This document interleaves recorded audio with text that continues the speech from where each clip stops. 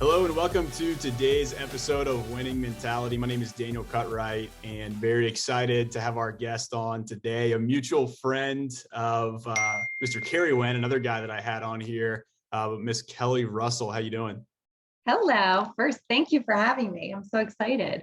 Yeah, no, I'm really excited for this conversation. This is actually only our second time talking. As I mentioned, we were introduced by Kerry, but I want to give people a little bit about your background because I haven't really had anybody like you on the podcast before. And Oh dear. I know, no, it's going to be awesome. I know you're probably somebody that's not shy to be on camera at all, coming from a background in media for pretty much your whole career and currently working with Fox Entertainment. You've worked with shows like The Masked Singer, Deal or No Deal. And so worked with some pretty cool people along the way. And then even on top of that, moved into real estate and started pursuing more with real estate as well. And so you have a very unique, I feel like, background, interesting background. And I think probably a lot of insights that you've learned along the way that are going to be valuable for people listening. One of the things that struck me in our first conversation is you're somebody that seems to be very good with managing a calendar and prioritizing. I would imagine the entertainment world is pretty crazy. And then doing real estate on top of that, it's like, I know people are wondering, how in the world does she manage all those things? And so maybe we'll talk a little bit about that. But again, welcome to the podcast. Hopefully I did the introduction justice. You did. You definitely did. That was spot. I would give you an A if I gave you a grade. Perfect. That was excellent. Thank you. You gave me an A on my background before the podcast started. And so now I get an A for the intro. I love it. So I use those sparingly. Awesome. Well, maybe Kelly, start us off with just a little bit about how you got into the media side of things originally, maybe how you ended up working with Fox in a pretty awesome position now. Thank you. Sure. So I feel like I am one of the fortunate ones who always kind of knew what I wanted to do in life from a very young age. I remember hearing sirens and being like, Mom, we have to go figure out where the police are going. Like, we need to know. I'm super type A, if you haven't noticed already. Like, screams type A. But I knew that I wanted to work in TV, specifically in news from a young age. I went to school for journalism. Originally thought I wanted to be a reporter on TV. And I feel like, and we can get into this later, but I feel like my confidence kind of held me back a little bit. And I felt like maybe I wasn't good enough or I laughed too much. So did not pursue reporting, instead wanted to work behind the scenes. I was fortunate enough to get an internship at WABC TV, which is Eyewitness News here in New York City, the #1 local news station, and loved it.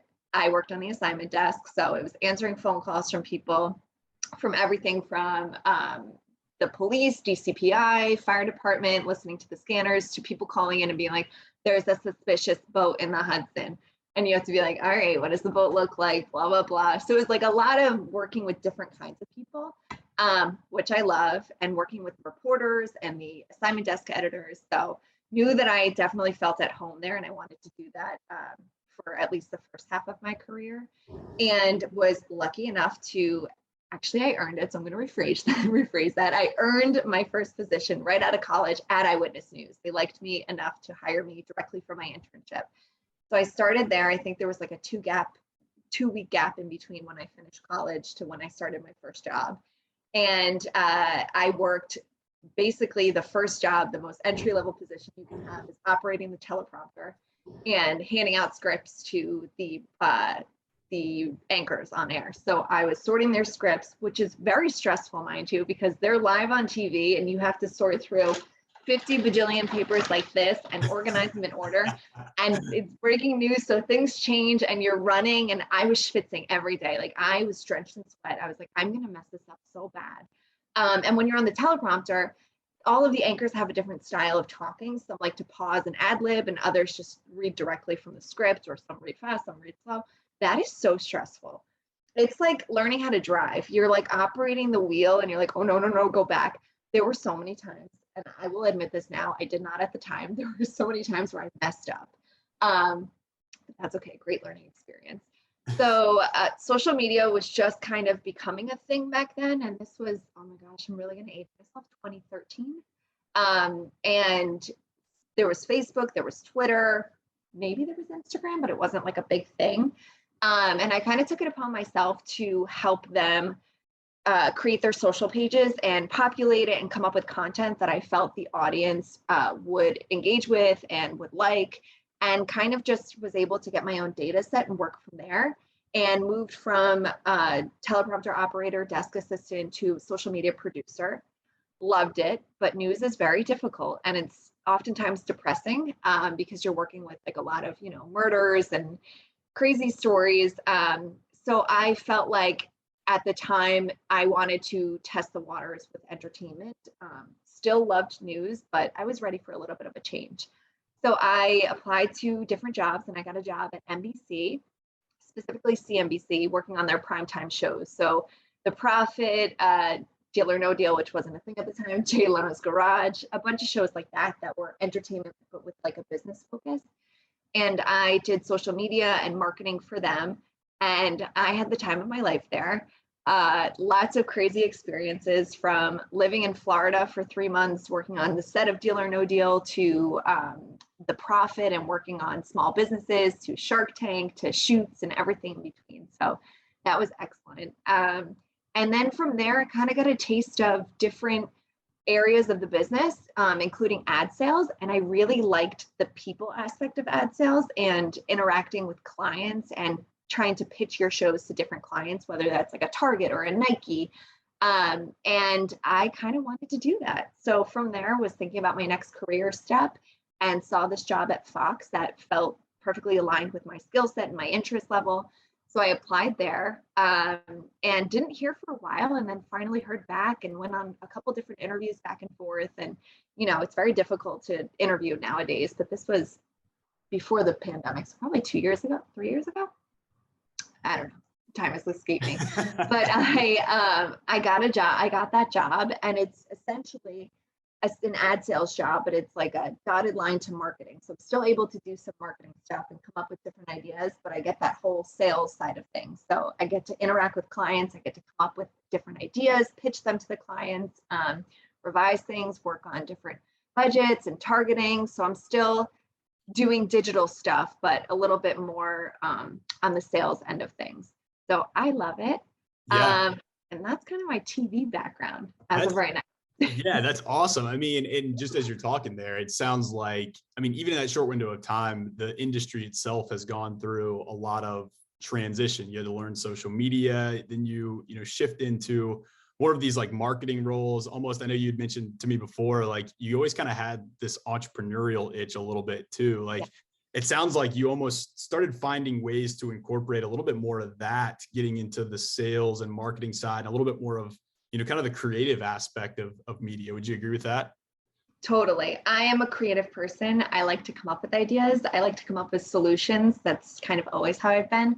And I, from a young age on, like, I feel like I've always had excellent mentors, and I've always had great people surrounding me who have given me like amazing advice that to this day I still put to use. Including that you have to make yourself seen. And during my internship, if I sat there every day and I just did what they told me to do, they probably would be like, oh yeah, she was good, check the box, whatever. But I stood out because I took initiative and I came up with different ideas that were kind of out of the box. And I continue to do that through all of my roles. And I think that it makes you someone who is irreplaceable. Yeah. Someone who's an asset to the team, who's always thinking like that. And it's not like come up with one idea and then you're done.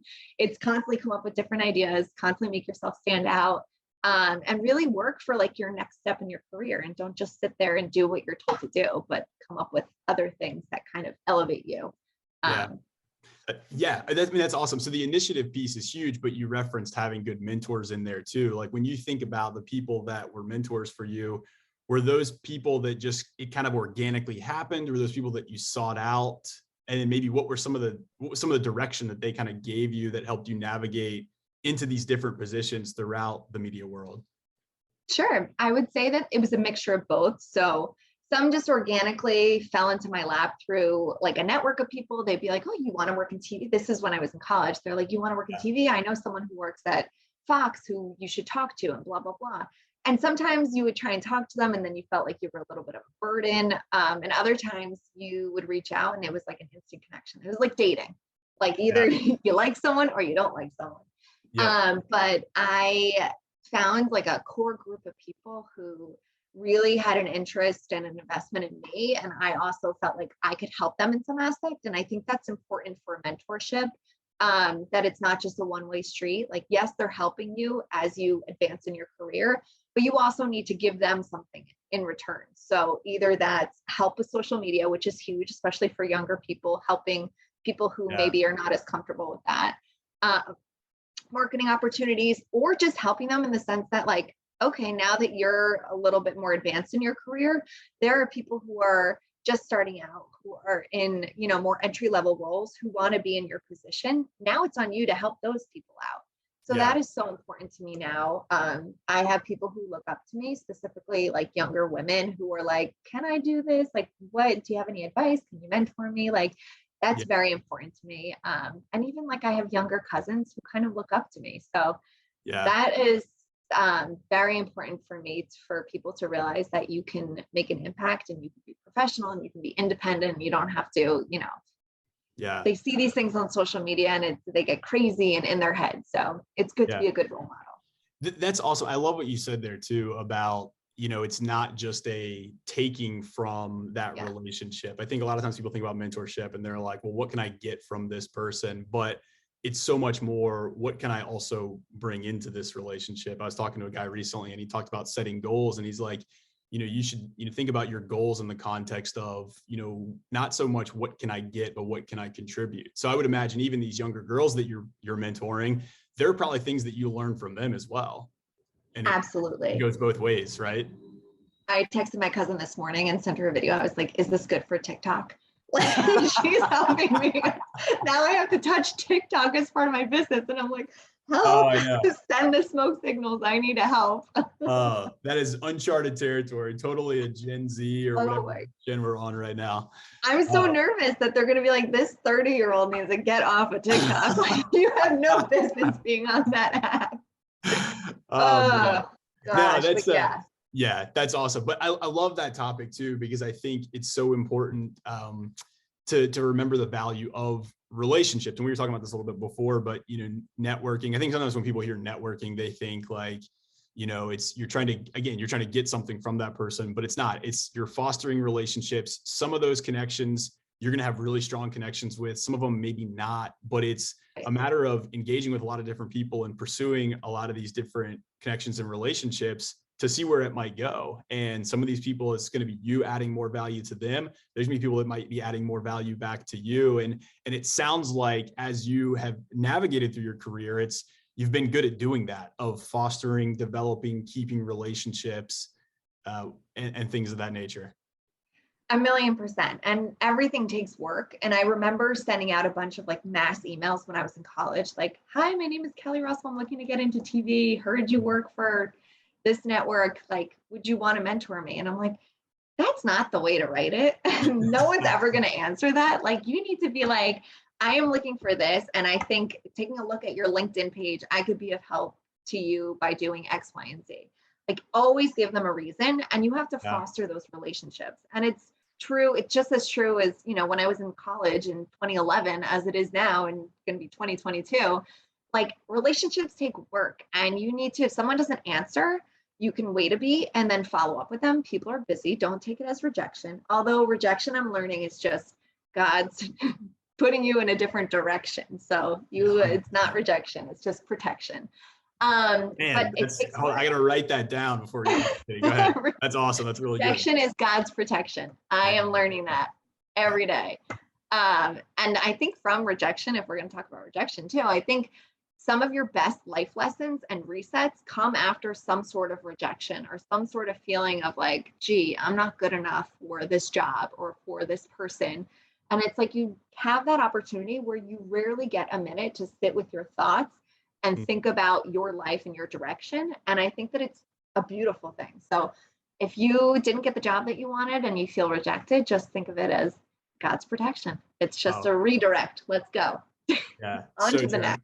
So true. Yeah. I mean, I can look back to multiple instances where something didn't work out, whether it was a job or whether it was a relationship. And it's like in the moment, you're like, man, this is horrible. Like, this sucks. But then you fast forward 9 months, a year, whatever it is, and you're like, wow, I am so glad that that didn't work out because look what I have now, you know? 1,000,000%.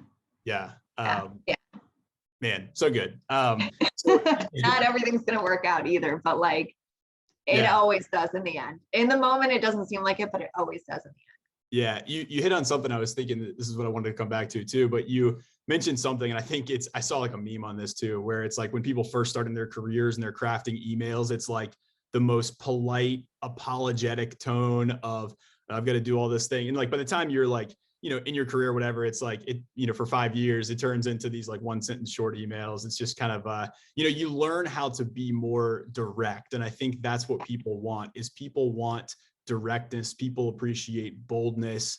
And so, I think not having an apologetic tone, I think going in with a mindset of knowing what you want, but also being able to show people, here's the value that I'm willing to bring, and having that confidence in yourself. It's like confidence doesn't have to be arrogance, but end. you can be confident and humble at the same time, and knowing that you do have something of value to bring to the table, which it Yes. sounds like you'd figured that out.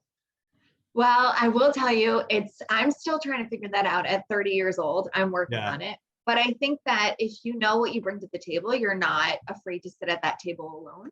And my table is long, and sometimes I'm alone at the table, but I know what I bring to it. So I'm okay with that. I think early on in my career, and even like a year ago, I would say, I kept putting myself on the clearance rack and I would email Mhm. people and be like, I'm so sorry to ask. Like, sorry to raise my hand. I have a question. Like, no, like, own it. Questions are amazing. And it's great that you're engaged and it's great that you're constantly wanting to learn something and grow and evolve. And like, that should be embraced. And I have to say, in my role now, I watch my leaders, like, we'll be on a Zoom meeting because we obviously are not meeting in person right now. We'll be on a Zoom meeting and they have no problem. And these are like high up people. They have no problem being like, guys, I'm sorry, I'm not understanding this concept. Can someone please explain this to me? And I admire that so much. Like seeing senior leadership do that, I'm like, oh, it's okay to ask questions. Like, Yeah. yes, ask the questions.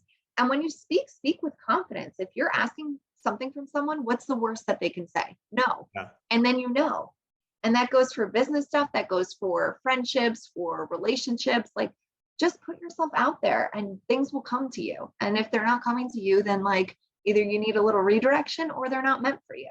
Yeah, I think people get scared of the word no. I think we live in a culture where people are afraid to fail. And I mean, I just love the baseball analogy, right? Like these guys that only hit the ball 3 out of 10 times are making millions upon millions of dollars. Like they only have a 30% success rate, but in the eyes of the baseball world, they're mega successful. And so, I Right. come from a sales background too. And it's like, if you're ever going to succeed in sales, you have to learn that you're going to get rejected way more than you're going to have deals that you win. And you're right. You can't take it personal. Oh, If I think when used the right way, I always love, UVA fan. I love the Tony Bennett quote, but he's like, adversity when used correctly can take you to places that you would have otherwise never been. And I think yeah. that's how you can view failure. It's like, okay, what is this experience teaching me? What is this setback teaching me? How can I improve upon it the next time? Whereas, if every time I heard this quote too, it was like, yeah, if you fall flat on your face, the worst you do is break even.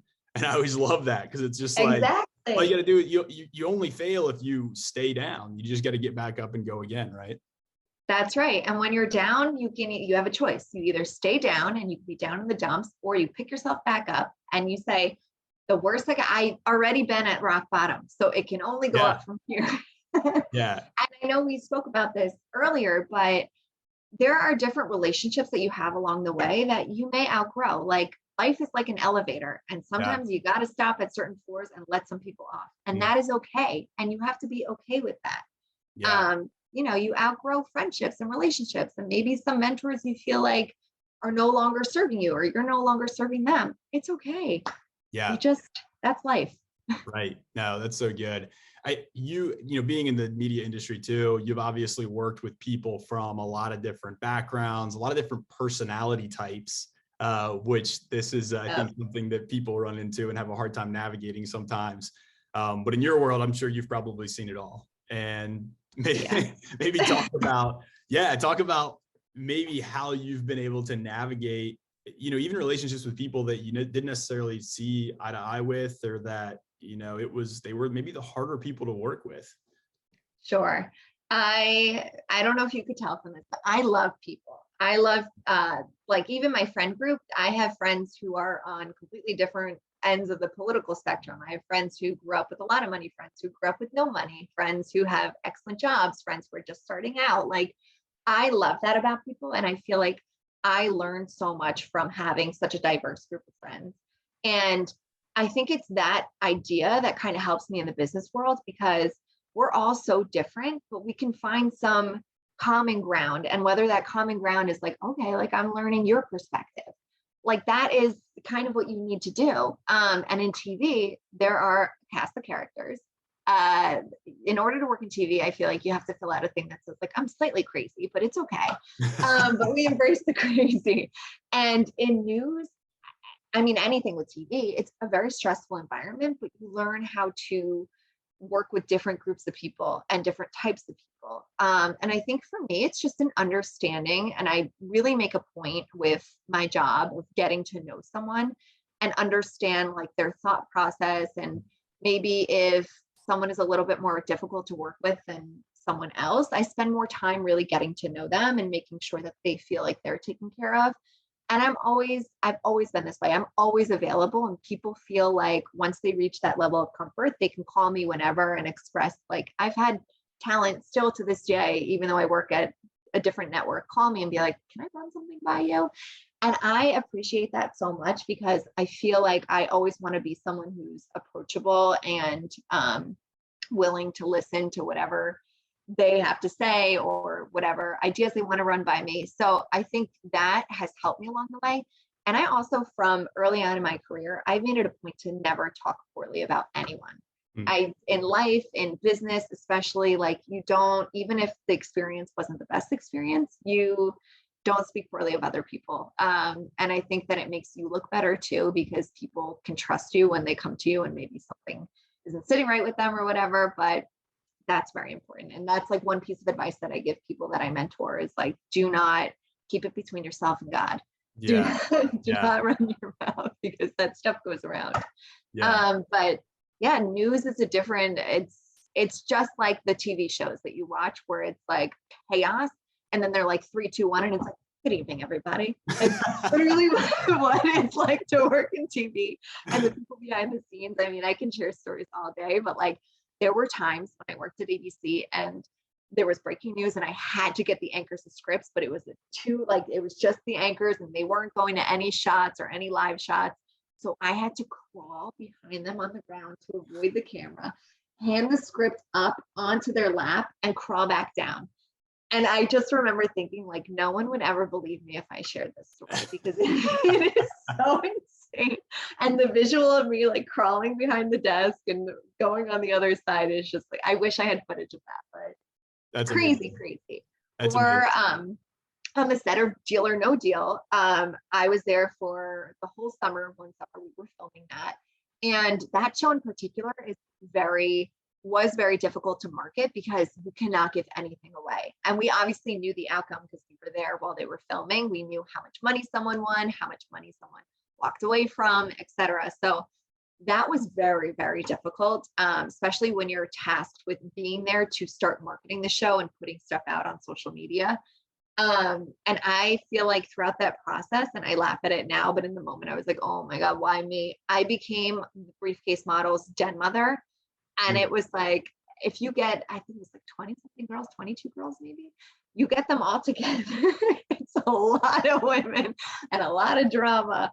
But even then they knew that they could come to me and they can, if they were dealing with relationship issues or work issues or whatever, I was always there for them. So, and I've still maintained those relationships to this day. So I am very thankful for that. But yeah, different relationships. It's very interesting. It's an interesting industry. You were working, I mean, like you knew closely like guys like Howie Mandel and people like that. I mean, so a lot of times people think about celebrities and they have an idea of like, what's that person really like? So like with a guy like that, or maybe another celebrity that you had, been able to work with, like, what are these people like behind the scenes when they're not on camera? They're like you and I, which I think is amazing. They are normal people. A lot of times they don't they're fine if you approach them and ask for an autograph or paparazzis with them, but they have the same issues that we deal with for the most part. And they just are normal people and business people. And I have learned so much from all of them. I mean, I worked with obviously Howie Mandel, you mentioned Jay Leno. We used to fly out to all these crazy places where Jay would drive insane cars, and Kevin Hart and other celebrities were there. Joe Biden was on ones. So that was like it was interesting to start to see celebrities and like their normal, like you were just having like a hot dog on set with Kevin Hart. And I'm like, oh my gosh, right now. That would be awesome. I would love to have a hot dog on set with Kevin Hart. It was fun. It was a lot of fun. Working with Olympic athletes, I mean, that was fun. Shawn Johnson, Olympic gold medalist, Dahani Jones, who's a former Giants player, similar to our friend Carrie, our mutual friend. Yeah. Jeremy Bloom, who's an Olympic skier. It was like crazy to be in the presence of these people, but once you get to know them, you see how similar they are to like what you consider normal people, like you and I. Yeah. So I loved that about that. And a lot of people are surprised. They're like, they're not divas. I'm like, no. Yeah. They're great people. 100%. Yeah. Yeah. You mentioned something earlier too. I want to kind of come back to this topic, but people watching are probably like, wow, she looks so like well put together and like well spoken and all these different things. But you mentioned, there was a point where you kind of struggled with confidence a little bit, and people probably find that hard to believe, but maybe like talk about that and just kind of the journey through that. Sure. I think that a lot of people struggle with confidence. And sometimes they put on a good show and you think that they're so well put together, but behind the scenes, they're kind of struggling. And early on in my career, I think I doubted my abilities, even though I'm fully confident in my job. And I feel like there are certain things that I can control that I feel very confident about. There are other things like how I'm perceived by other people that maybe is a little bit out of my control. Of course, you can control like how you look and how you present yourself, but people's opinions of you are ultimately people's opinions of you. You can't control that. And I think turning a milestone birthday recently, I just turned 30 in October, has made me kind of reevaluate. Best decade yet. It's gonna be the best decade yet. Oh, your mouth to God's ears. I hope so. And I was dealing with some things around the time that I turned 30 that were kind of like a shot to my confidence. And I began doubting my abilities and myself and thinking something that happened in my life was a result of me not being good enough. And I can say that because I'm the first person I'm like an open book, as I told you before. I started talking to a therapist and we got to kind of the root of the issue. And it's that nothing in life is perfect. And if you go through life thinking that you have to be perfect, you're never going to be happy because you have that baseline of like thinking that something's perfect and it's never going to be. So you have to be okay with things that are not perfect. If I didn't clean my house on Thursday, I can't go to bed mad at myself. Like there are other things in the world, like that's a champagne problem, albeit it's my champagne problem, but that's a champagne problem. You got to get over it. Yeah. But I think just being able to say to yourself, like, every day I wake up and I say 3 positive affirmations. I look in the mirror. I laughed at first when someone told me to do this. I was like, all right, yeah, like I'm going to wake up and be like, you're so charming. But I do it and I feel like it puts me in the best mood for the rest of the day. So I'll wake up and you can't cheat and you can't say the same thing every day because that's the easy way out. So I'll say something like, you are a mentor. You are independent. You are a great thinker. You are a problem solver. And I feel like it's like a little bit of like a pat on the back to yourself. And I've also learned that like, it's okay to make mistakes. That's how you learn.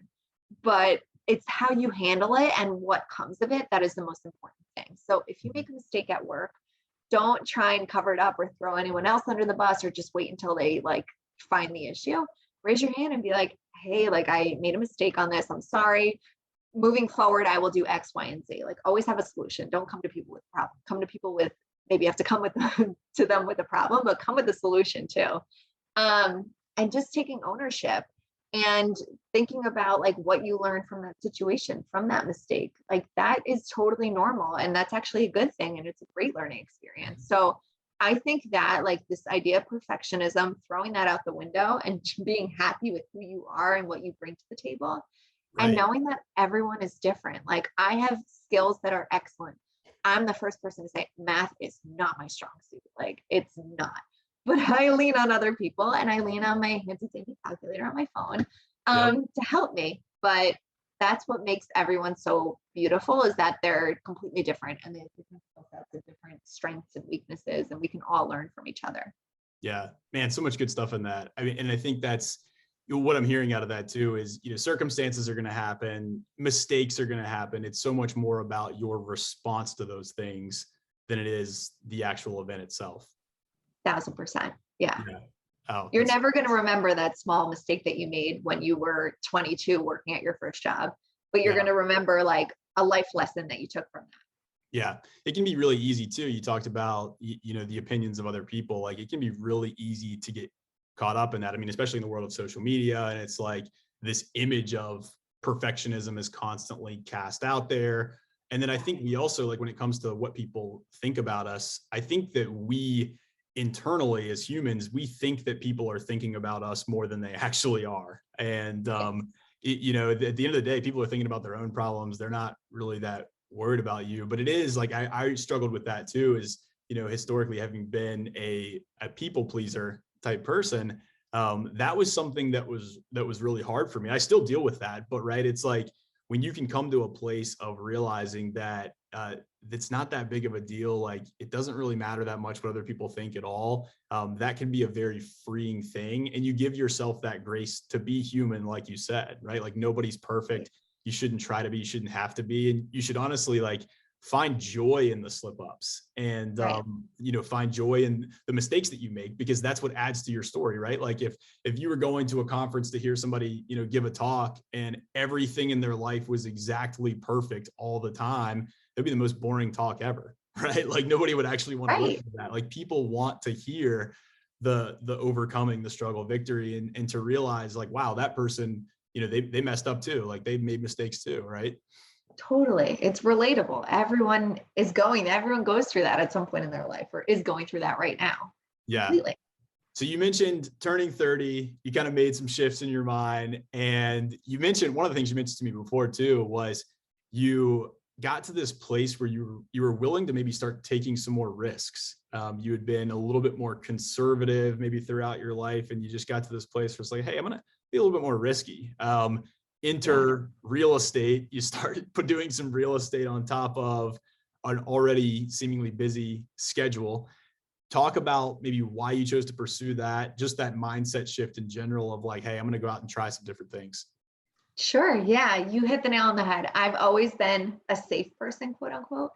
I stay away from risks. I'm afraid of risks. I like, like a steady career with a steady income. And I think I reached this milestone birthday where I was like, shiitake, looking back at my life, like I don't take enough risks. And like, if not now, then when? Like, now is the time to do it. So I got my real estate license 12 years ago. I was 18 years old. And it was just merely because I had an interest in real estate and I wanted to have something as job security. God forbid I didn't have a job in TV. And also thinking 18-year-old Kelly was thinking about having kids one day and that being a more like conducive job to being able to spend time with children or go to their school and watch their play, yada, yada, yada. So turning 30 for me was a pivotal moment. And I don't think that I realized it until like a month after I turned 30. I was like, oh my gosh, everything is passing me by and I haven't done the things that I want to do. So re-upped my real estate license, signed with the Adamo Group, Attilio Adamo. He is like the king of real estate in New Jersey, specifically Bergen County, but all over. And he is an excellent mentor. He is the best of the best. And he's with Coldwell Banker, but he has his own group called the Adamo Group. So I'm learning so much from him. And I think that it's this idea of working with people. And that's kind of like the hook between like TV and real estate. It's like I'm able to interact with different kinds of people. And for me, real estate is a way for like, I've always marketed a network or a brand or a show or a person, but never marketed myself. And this is the one opportunity where I can get that like entrepreneurial ship. I can market myself And if I'm just going to sit here with my real estate license and do nothing, I'm probably never going to get listings. I'm never going to get sellers, buyers. But if I put myself out there, which is what I'm doing now, and come up with my own cohesive marketing plan and strategy and brand myself, hopefully people will take note and will see me at like the bus stop shelters, in ads in the newspaper, on social media, etc. So it's really an opportunity for me to step outside of my comfort level, my comfort zone that I've been so accustomed to, and really try something new. So I am able to right now balance both my TV job and real estate. I do real estate in my free time, after work, on the weekends, etc. But it's something that you make time for. And people are like, how do you have the time? Blah, blah, blah. I am strict. I will show you. I have a whole planner here that I plan out my day. And I feel like you make time for the things that you want to make time for. And for me, it's very important to do both right now. And obviously some things I have to prioritize and some things are more important, and I'll have to cancel something to make sure that I'm spending time with a friend who needs me, or, go out and have fun. So I definitely have time for that, but Yeah. It's all about prioritizing in life. That's awesome. I want to come back to that point, but you said something in there too about if not now, then when. And I think so many people have goals or things that they want to accomplish, or maybe even just a trip that they want to take. And they're like, oh, well, I really want to do this at some point. And it's like, well, why is not now the time to do that? And I think people they keep waiting. And then it's like 10 years goes by and they never actually pursued this thing. And that was a real revelation that hit me this year too. It's just, there were certain things that I had just always wanted to do, but never did. And I just finally made the decision like, hey, let's go do it. And so I think that point is huge for people, is just go. I was talking to another guy who was like, yeah, I really want to start a podcast. He was asking me some questions about it. And I said, don't get paralysis by analysis. Don't try to love that. Don't try to get like the perfect setup. When I started this podcast, I had no idea what I was doing. I just went for it and made adjustments along the way. And I think that there's so much value in what you're saying there, is like, sometimes you just got to go for it. And would you say that in doing that, like, how has that felt to just take that leap and actually be a little bit riskier than you have been in the past? So empowering. Like, I am so proud of myself. And Kelly Russell 2 months ago would never be like, I'm so proud of myself. I'd be like, ew, that's cocky. It's okay to be it's okay to be proud of yourself. Yes, I am proud of myself. Like, I'm busting my butt. But I feel like it is so empowering because I had put it off for so long and I didn't think I was capable of doing something. And you just have to go for it. And again, going back to like rejection, what is the worst that can happen? Either I make no money, okay, at least I still work in TV and like I have my job. Right. Or I learned something along the way, or I realized that I hate it. And then it's like, all right, that ship has sailed, move on.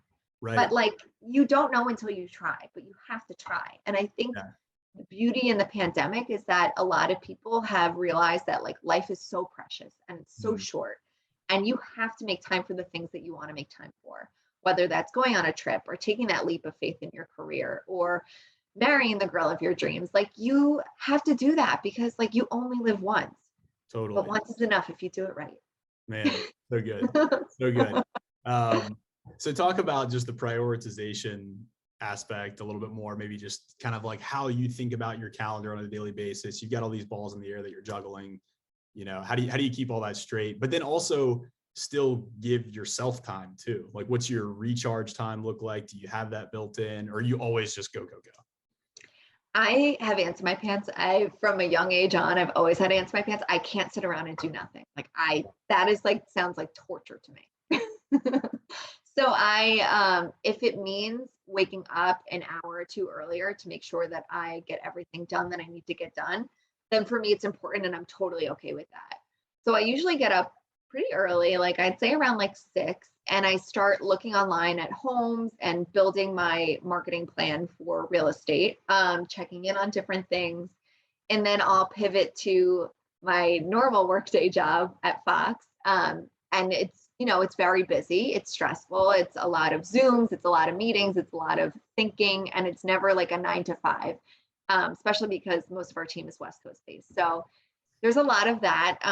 But if you love something, it doesn't feel like work. And I know it's so cliche to say, but like I love what I do. I love working it for Fox. I love my role. I love my team. I love real estate and I love that side of things and working with clients and working on that team. So I don't like, I've never gone to bed like this stinks. Like, of course I've had crappy days. Everyone does. And they're lying if they tell you that they don't.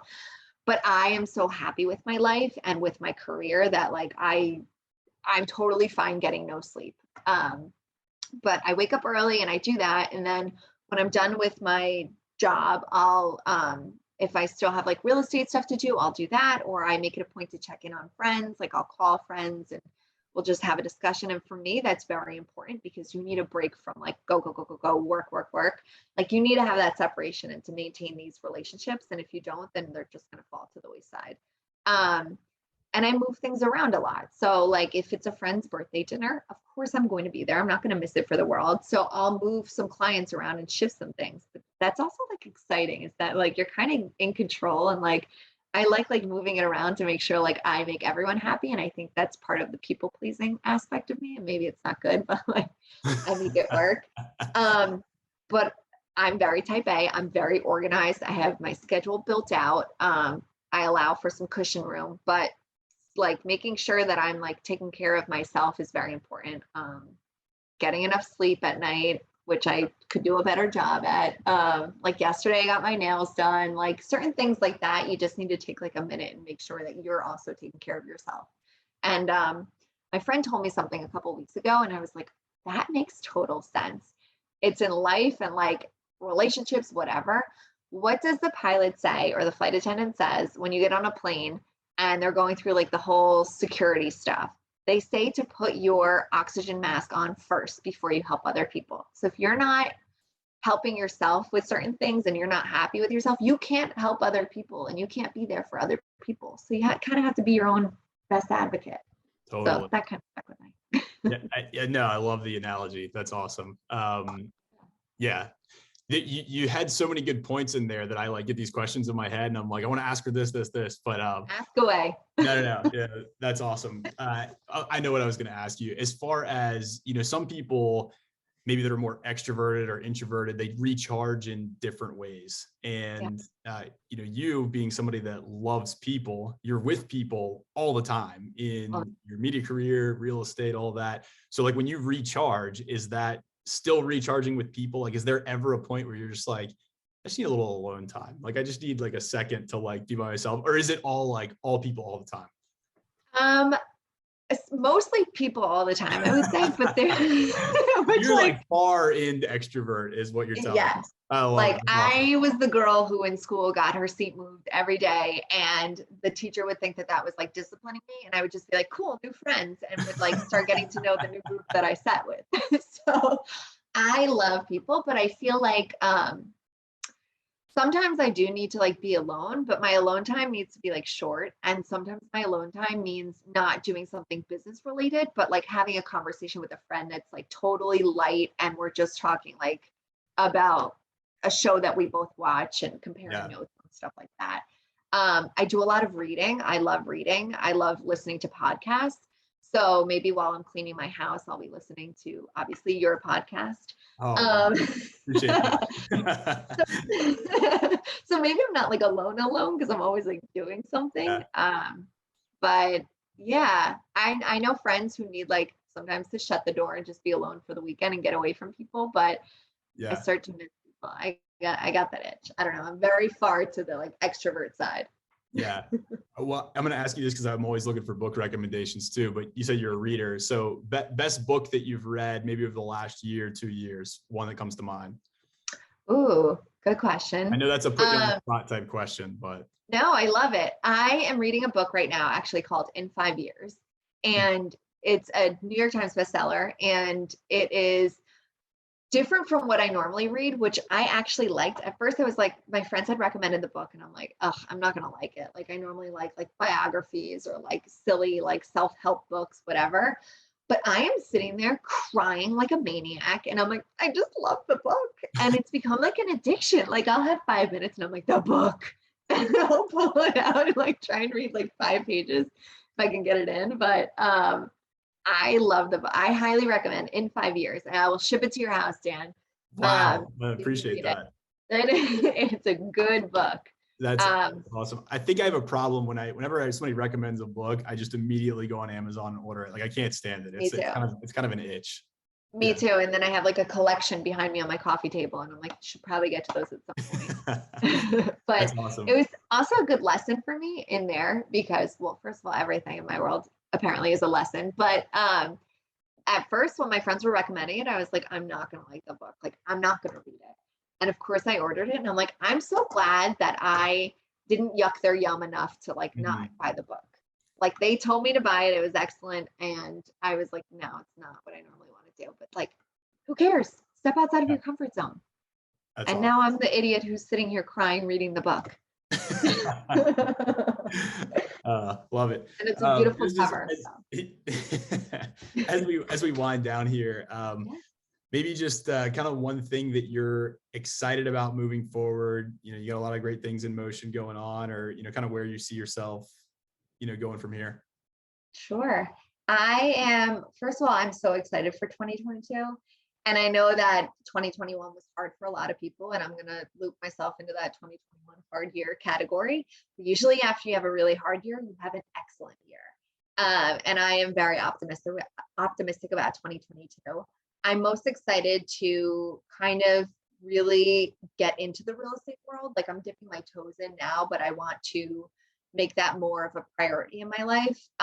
Obviously my job, still trying to advance and learn more skills and be a mentor to other people, but finding that balance of like pursuing passion projects, and real estate is that for me, what I'm so excited about.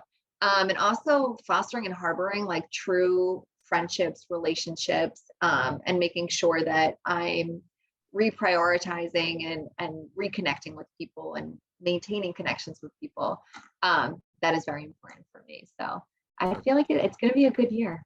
What are you most excited for? I feel like I've gotten all the questions. I want to ask you something. Wow, I'm the interviewer is getting interviewed now. This is great. It's the reporter in me. I love it. I love it. No, I'm also excited for 2022. I think what you said about fostering relationships, we were sitting around at Christmas and my mom actually asked all of us, she said, what's one thing you're thankful for over the last year? So kind of reflecting back. And I said, doing this podcast, it's actually given me the opportunity to create a lot more meaningful and deeper relationships with people that, I was friends with before, but it's kind of weird. Like after you do a podcast interview with somebody, you kind of have this like deeper connection. And it's like, people like Carrie, which, him and I, we go way back, but we weren't like texting all the time. Whereas now it's like, I can shoot Carrie a text or, these other people that I've had on and you create this really deep network. And I think that I'm excited for more of those relationships to develop, to strengthen the relationships that I already have. I'm excited to meet new people in 2022. And I think that, if more people got that concept of just investing into relationships, I think their life would explode. I really do. And so, that's always something that I'm looking forward to. And I think I'm with you. I think 2022 is going to be an awesome year. So I think so too. Hopefully we don't listen to this back and we're like, we predicted it and it never happened. But I think hey, it goes back to what we were saying earlier. It's not about the circumstance, about your response, right? So I think as long as we respond the right way, 2022 is gonna be awesome. So exactly, 1,000,000%. It's gonna be great. Yeah. Awesome. Well, Kelly, this was a blast. Thank you. Yeah, I could have kept going on this one for another hour, I'm sure, but maybe we'll have to do it again sometime. But thanks so much for. Yeah, I really appreciate your time. I know you're a busy woman, so appreciate you carving out the time. And I know people are going to get a lot out of this. So thank you. Yeah. And like I said, mentorship and building a community and a network is super important to me. So please feel free to tap into my network, and I'm sure we'll stay in contact too. But I so appreciate you guys, having me on your podcast. And Carrie connecting us. Carrie is an amazing guy. So absolutely. Friend of Carrie is a friend of mine. Likewise.